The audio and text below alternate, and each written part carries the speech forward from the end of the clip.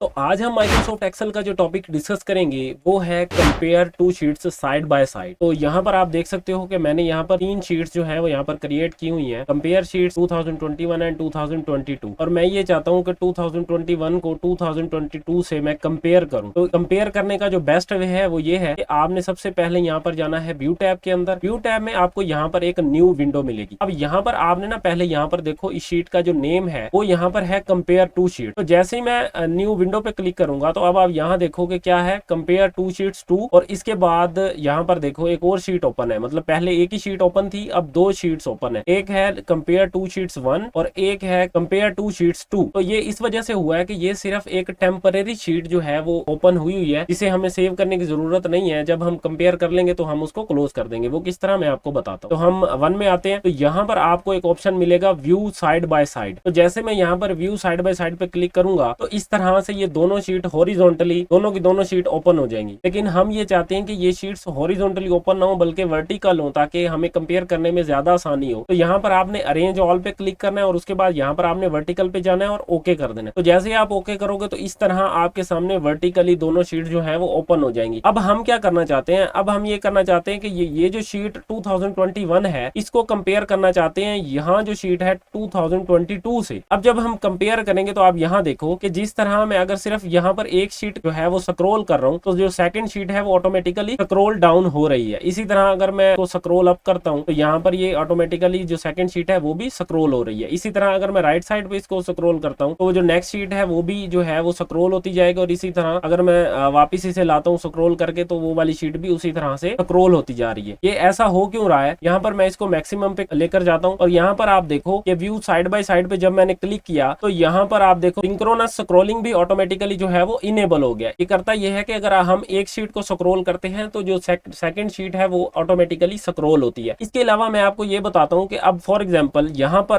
पर मैं कुछ टेक्स्ट लिखता हूँ, जैसे कि यहाँ पर देखें न्यू नेम, मैंने न्यू नेम लिखकर यहाँ पर एंटर किया। अब मैं क्या करूंगा, मैं इसको यहाँ पर इसको क्लोज करूंगा। देखा आपने, जैसे मैंने इसको क्लोज किया तो उसने वहां पर मेरे से सेव का ऑप्शन नहीं मांगा। उसकी रीजन ये थी क्योंकि हमने जो शीट क्रिएट की थी वो डुप्लीकेट शीट थी, तो वो उसको हमने क्लोज कर दिया। और यहाँ पर जो शीट का जो नेम है कंपेयर टू शीट, वहां पर 1 और 2 आ रहा था वो भी चेंज हो गया, वो सिर्फ क्या आ गया, कंपेयर टू शीट। तो अब अगर हमने वहां पर 2021 में न्यू नेम लिखा था तो अब यहाँ देखो आप, यहाँ पर ऑटोमेटिकली न्यू नेम लिखा हुआ आ रहा है। तो अगर अब हम इस शीट को क्लोज करेंगे तो ये हमसे सेव का ऑप्शन मांगेगा। उसकी रीजन यही है कि वो ये समझ रहा है कि जब हमने शीट्स को कंपेयर किया तो शायद इस शीट में इस न्यू नेम की कमी थी, तो हमने वो उसमें कुछ चेंजेस किए, तो जिसकी वजह से अब हम ये डाटा को सेव करना चाहिए। तो ये था हमारे पास compare two sheets side by side, जिसके थ्रू आप इजीली 2 शीट्स को कंपेयर कर सकते हो। तो अगर आपको इस वीडियो से कुछ नॉलेज मिला है तो आप इस वीडियो को लाइक करके चैनल को सब्सक्राइब कर लें, ताकि नेक्स्ट वीडियो जब भी मैं अपलोड करूं तो आपको वो वीडियो मिल जाए।